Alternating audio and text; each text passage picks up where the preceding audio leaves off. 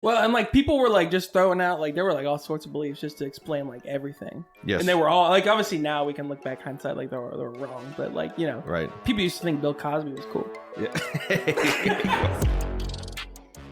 Welcome back to Short Pour. We're your hosts. I'm Chris. And I'm Brandon. And it is a good morning. Usually the episode's released in the morning, and we're actually recording in the frickin' morning. I know. Today. It's just scheduling conflicts. So today we have the Boulevard Easy Orange Blood Orange Ale. Capturing the essence of summertime, Easy Orange is the ultimate companion for sun-soaked afternoons or mornings. Bursting with the bright and bold flavors of ripe blood oranges and sporting a red-orange hue. Its zesty citrus notes deliver a refreshing twist, while the subtle sweetness rounds out each sip. Light and fruity, and endlessly refreshing, Easy Orange is your go-to beer for kicking back in those warm weather days. It's a 4.2% ABV. And this one even includes the 14 IBUs, so it shouldn't be very bitter at all. And it also says on the top, on the can, it says, pulp free for easy drinking. Could you imagine if they had pulp in this thing? I almost went with the high pulp beer, yeah, dude, honestly, I don't mind pulp. I like pulp. Yeah, I don't mind pulp. Jay hates it. She refuses to drink it. And I actually I want a little bit of pulp in there. I do too. I don't know why. I feel like it's the same people. I also like crunchy peanut butter. Ooh, I do too, actually. I prefer it over creamy, but most people don't want crunchy for some reason. I don't know if I prefer it, but yeah, I definitely don't mind it. It's nice every once in a while. All right, I have high hopes of this as a breakfast beer. It smells delicious. It does smells like you can smell the oranges for sure. It does smell like orange juice, actually. I have hopes this will be like a grapefruit radler kind of thing. All right, let's try it. That's not bad, dude. That's bad That is 9:15 in the morning, dude. I was saying this is a good breakfast beer. This is a good beer. This is really good. This reminds me of like whenever like you go on float trips and someone's trying to like drink a beer before we hop on the like bus to like take us to the drop off. Mm-hmm. This is a great beer for that. Dude, this is delicious. It is good. It's kind of thick. Yeah. Yeah, it is. It's kind of thick. It's not super carbonated. Mm-mm. It is sweet. Dude, they nailed it. I for sure get the oranges. I'm going to be getting this for the summertime. Holy shit. This is good. This is a great like hot day beer. This is really good. Damn, nice job, Boulevard.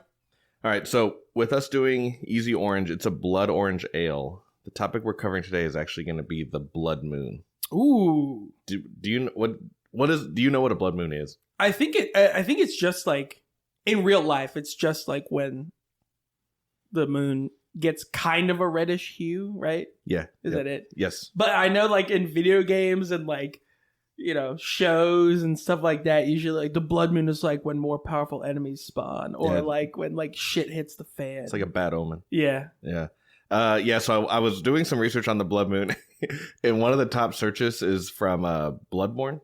Oh, like yeah. r/Bloodborne. So there's like this whole thing and I like clicked on it and I was like reading. I was like, this isn't right. Yeah. This isn't what I want.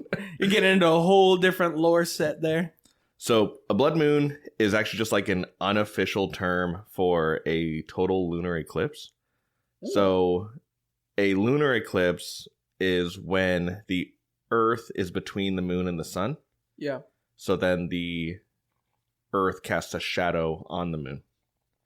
Okay. And I was like, well, so then what's the difference between that and like a new moon phase? Mm-hmm. And the new moon is when the moon is between the Earth and the sun.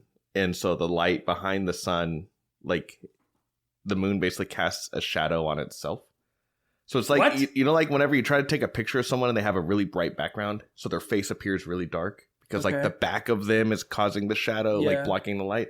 That's what's happening in a new moon. Okay. The sun is behind it, so the front facing it, like it looks darker in comparison to all the light shining past it. Okay, yeah. Yeah, that's a good explanation. That's a new moon. Yes, yeah, okay. Thank you.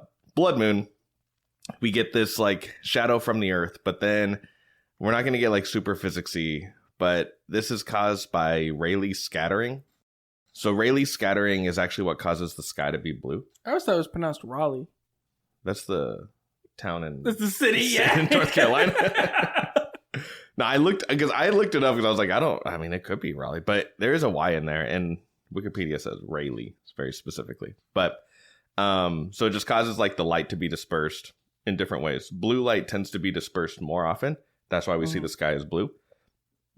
But we see the red side of it during sunsets and sunrises. Yeah. That's why the like sky takes on that like reddish hue. Mm-hmm. That's what the moon is catching during a blood moon. So like this light that's been like refracted by the earth is now reflecting back off of the moon, and it's that like reddish hued pinkish kind of color. Right. That's what's causing the blood moon. That's all it is, really. Okay. Yeah. Yeah. I actually took an astronomy class in college. Oh, yeah, nice. And we talked about this a little bit and it's like the sun is always the same color, but because it's so powerful, we just see the one spectrum of like the one note of like, it just looks white because it's so powerful. So when it goes behind the Earth's surface a little bit, like on like the sunrise, sunsets, or whatever, that little bit of bending of like just the tip of like the red light spectrum is what's able to like bend just a little bit more around, and that's why we're able to see that because it's not quite as harsh. Yes. Yeah. So that's all that's causing a blood moon. But we're actually going to get into the lore and like, I don't know, like mythology basically about blood moons after we get back from this break. Let's take a quick break. Hey everyone, if you're looking for another show to check out, I have a great one for you called Lexicon. If you can't tell what the show is from the name, then you probably need it more than anyone. In the show, TJ breaks down the history, origins, and even myths behind different words and phrases. Some of the ones he has already done are shit, measles, and the names of the days of the week. So for any of you that might be a word nerd or just a fan of language, I highly recommend Lexicon.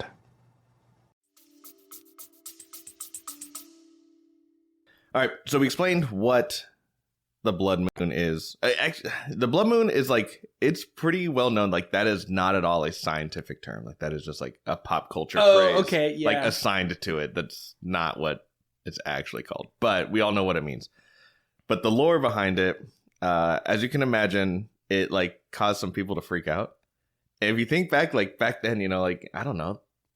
There's nothing else. I mean, there's stars and then like there's the moon like at night. So like I'm sure everyone is well aware of it.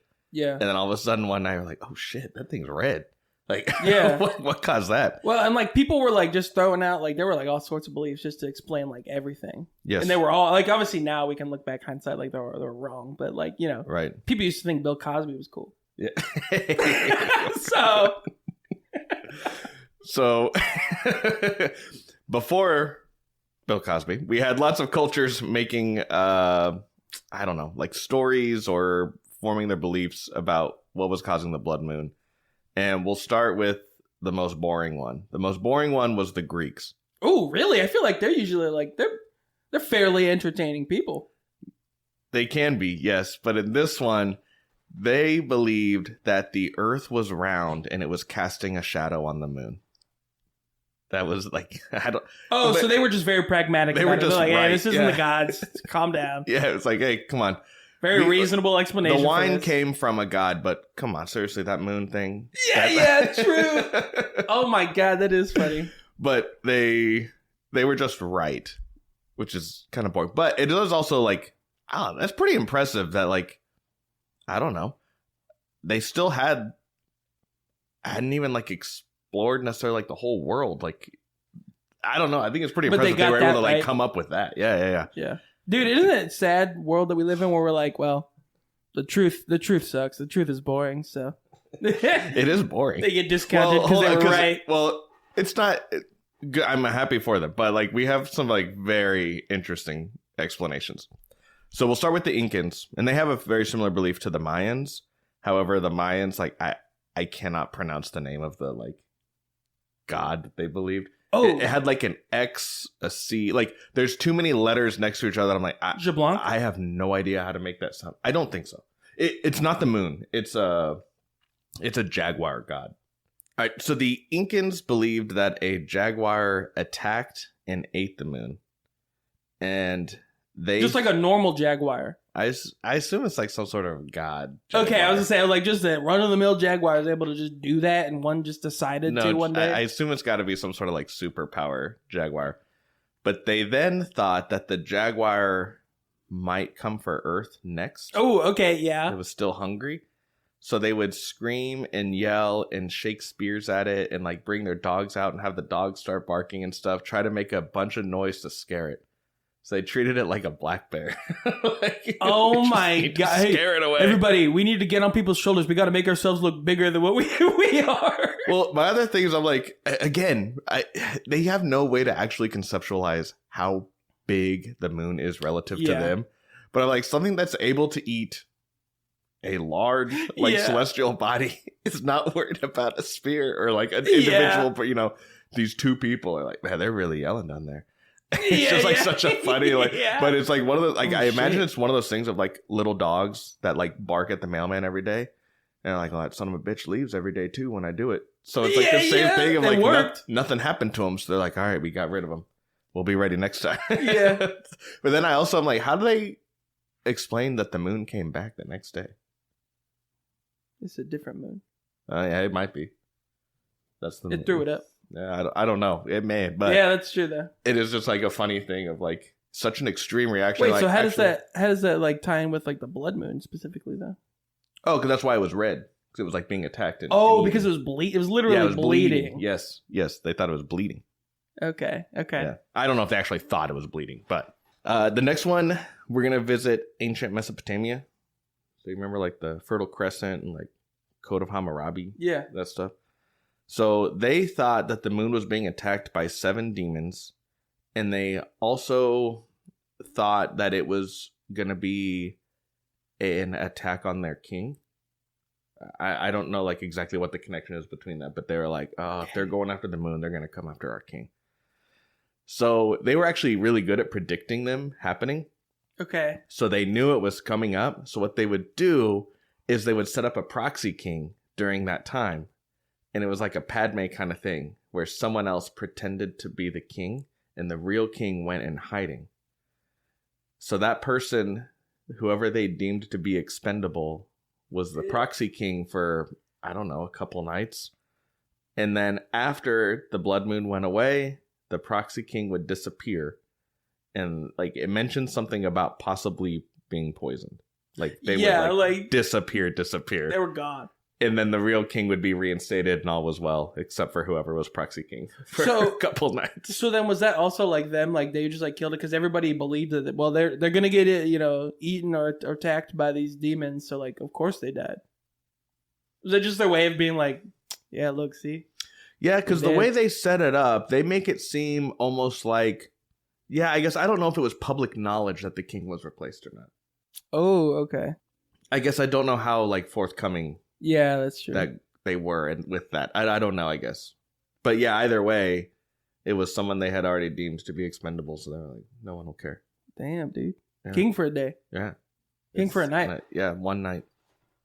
You think they got to, like, do anything? Or were they literally just, like, wear the clothes and, like, just sit there? I would live it up. Yeah, you might as well, especially if you know you're gonna die. Yeah. Well, and the other thing is, like, it said that they were good at predicting it, but obviously, like, they weren't perfect. So you could have gotten lucky and be like, hey, they thought it was going to happen 3 nights ago and it still hasn't happened. So yeah. Then if that was the case, then I'd start doing that. Obviously, the gods want me in charge. And I'd start doing that stuff because everyone else, that's how everyone else came to power. They just said, God told me to. Right. They did. Yeah. They let them do it. So that's what I would do too. Like, the 7 demons have agreed to leave us alone. The Council of 7 Demons have come back with a verdict. Yeah. I am worthy. All right, so then the next one, this one I feel like is the most extreme. It's like this Hindu mythology about it. So they thought that this demon, Rahu, drank the elixir of immortality. And that angered the sun and the moon. So then the sun and the moon then immediately decapitate Rahu. Oh, okay. So they were like, you thought. Yeah. But because Rahu had already drank the elixir, he was immortal. So his head remained immortal. So he sought revenge, and he wants to devour them. And he ends up, this is basically like how they explain, if he catches them, then that's what causes an eclipse.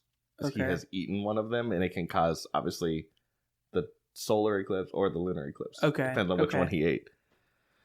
But he swallows the moon, and then when it comes out the other side of his severed neck, it's all bloody. But since he doesn't have a body, like he can't actually eat it. So that's how they like get around. It keeps coming back, and like we don't actually lose it, even though someone just ate it. It just passed right through. Yeah, it just went straight through. It's like that's an interesting story. That is like an interesting way to explain any of that. So you think like, what you think like one of them just like held him down, the other one like just like ran through his neck or something? Like how they decapitate him with no like, you know what I mean? Yeah, I don't know, because I never know if they like, because I feel like with like, you know, Greek mythology, these things are imagined as like beings, you know, or like there's someone like pulling the sun around, like there's a person or god like tied to it. Yeah. But in this, I'm like, did they have something that like someone that was the sun or moon, or was it just like these two things and like, I don't know, maybe when they like crisscrossed in their like orbit or something like that, so they decapitated. I don't know. Oh, like scissors. Like yeah. Scissors. Yeah, they scissored him. There's a couple others. They're not all bad. I would say the vast majority of them all seem to be like there's bad omens. And then like they would also take like, I don't know, pretty extreme measures in the society of like some of them were like during a blood moon, pregnant women should not eat or drink food in case it's like tainted. Or the crops that were harvested that day are going to be bad, so you shouldn't use them. Or they would do some sort of like cleansing of like the local rivers or like things like that. So there are others. It's in like the Witcher series, but that one girl happened to be born on an eclipse, and like all the people around in that town are like, no, she's like, she's tainted. Like, we gotta kill her because she happened to be born during an eclipse. Yes. Yeah. I don't know. But some of them are actually like, I don't know, kind of good. So there were some Native American tribes, the Hupa and the Luiseno tribes. They believed that the moon was wounded. So what they would do, I mean, that part's not good. But what they would do is they would sing healing songs to it. Until it got better. That is nice. Okay. But again, that's another one of like, you know, it's the opposite, almost opposite of the Incans of like, well, we're just going to sing to it. And like, hey, it got better. So I guess next time we'll do it again. Yeah, instead of yelling at it. Yes. Hey, get out of here. The other one, I'm not going to pronounce this right. The Batamaliba people in West Africa, they believe there's like a conflict between the sun and the moon, and that's what's like causing it. So they should encourage those two to like resolve their issue. So in order to do that, they're basically kind of like a, you know, practice what you preach approach. So they view it as a time to like resolve old feuds and like put like old issues like to rest and like forgive and move on. Oh, okay. That's like that's another one. That's like that's a nice one. That's of like, a good one, dude. That is a good time to like. I've been really mad about this. It's it's whatever. We'll move on. And how often does the blood moon? So it can happen like twice a year, but I don't know how. Like I don't know if that's like. I don't know how viewable it is for everyone. Like I don't know if you see. I don't know that you see a blood moon twice. Twice a year. Yeah. But it happens twice a year. Okay. But still, it's kind of like a nice pace, like to be like, all right. Yeah, like hey, every 6 months you got to chill out. It's been long enough. Yeah, that's nice. You ready to take it to the streets? Yes. All right. So again, I think this beer like just recently came out, so there weren't very many reviews. But I did happen to find one. It says, just taste and smell and see them blood oranges. Look at them blood oranges. Decent mouthfeel for as light as it drinks, with plenty of orange citrusy flavor and a clean, slightly sweetish aftertaste. It was sweet. It was. But I will say that's an odd turn of phrase, because like if you don't see the fact that we're looking at the word sweet. With ish behind it, sounds like what the hell does a Swedish? This is a Swedish beer. Yeah, I prefer like more of like a Finnish or like Danish kind of. A Finnish aftertaste. And it just ends with very slammable and definitely better appreciated on a hot summer day. Yeah, I was like, we said. I mean, I already knew the review, obviously, but you basically said all of those things. All those points, yeah. It's a good beer. It's exactly what it is. It's so good. It's a like good. It's also just like different. Like it's very different than most of the beers that I normally drink. I did slam this thing pretty much. You did, yes. Again, I had to talk a lot, but I was like, normally what happens is I end up having to like finish it in between episodes. Like we've already finished recording, and I just kind of finish it before we do the next one. But I also got done. Them blood oranges. Them blood oranges. The proof is in the blood oranges. All right, that works. Thanks for listening. As always, if you want to like or subscribe, please follow us on Instagram at shortpourpodcast or send us a suggestion through email at shortpourpod@gmail.com. And as always, whether you pour short or pour long, always finish.